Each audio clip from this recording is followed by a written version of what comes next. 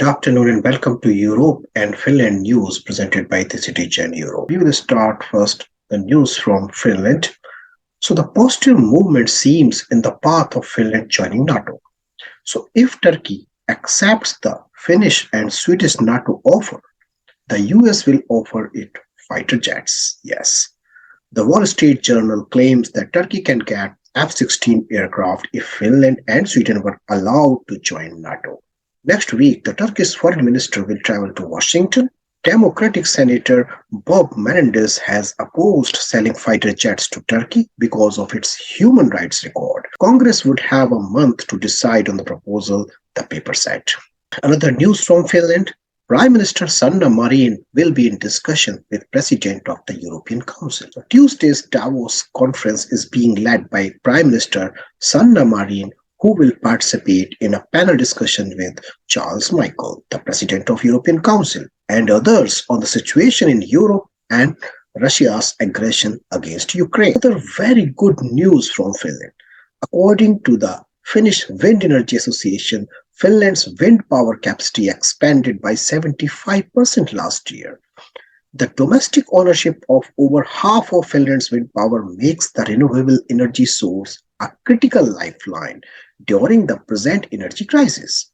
According to Anni Mikkonen, CEO of FWPA, wind power is presently expanding our country's energy self-sufficiency at a remarkable good pace, just when fresh and affordable electricity production is most needed.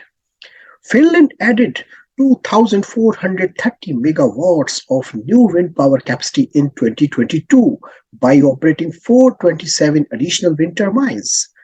The additional turbines may serve over 2.4 million households, with 1 megawatt being able to power around 1,000 dwellings.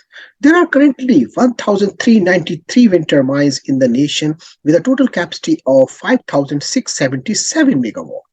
With a population of 5.5 million, this amount of power could theoretically power 5.5 million households. Over the coming few years, the capacity of wind energy is anticipated to rise by roughly 1,000 megawatt yearly.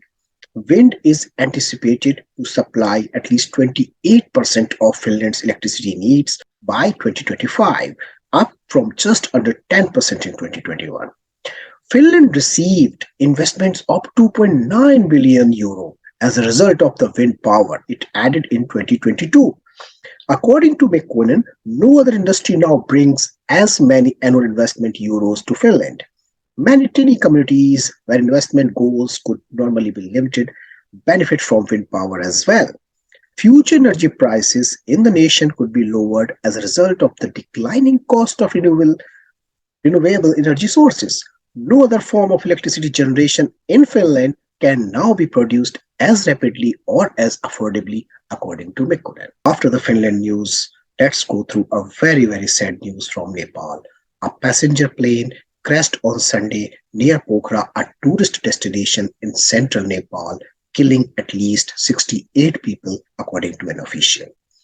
The 72-person aircraft was also carrying passengers from Europe. It caused the nation's deadliest aviation tragedy in more than 3 decades when it crashed while attempting to land at a recently opened airport. Numerous rescuers and residents spent the entire day searching for victims at the crash scene near Pokhara International Airport. The aircraft was carrying 68 passengers and 4 staff members.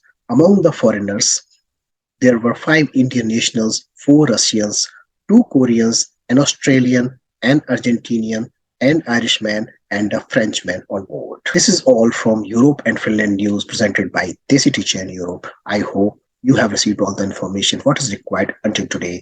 See you in the next video. Have a great day.